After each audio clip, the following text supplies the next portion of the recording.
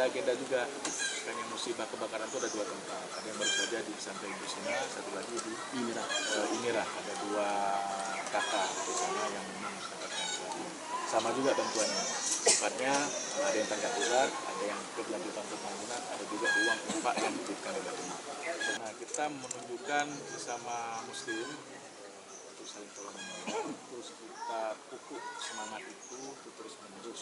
Di setiap ada kebencanaan, ada orang yang punya resiko musibah yang diberikan oleh Allah, ujian itu, ya kita meminta kepada siapapun hari ini yang punya kelebihan rezeki atau sedang mendapatkan amanah kekuasaan, ya semoga aja bisa berkata mati untuk semua. Yang kedua kepada korban, ini saya pikir namanya ujian ya, ujian itu ambil aja itu baiknya. Allah sedang menguji.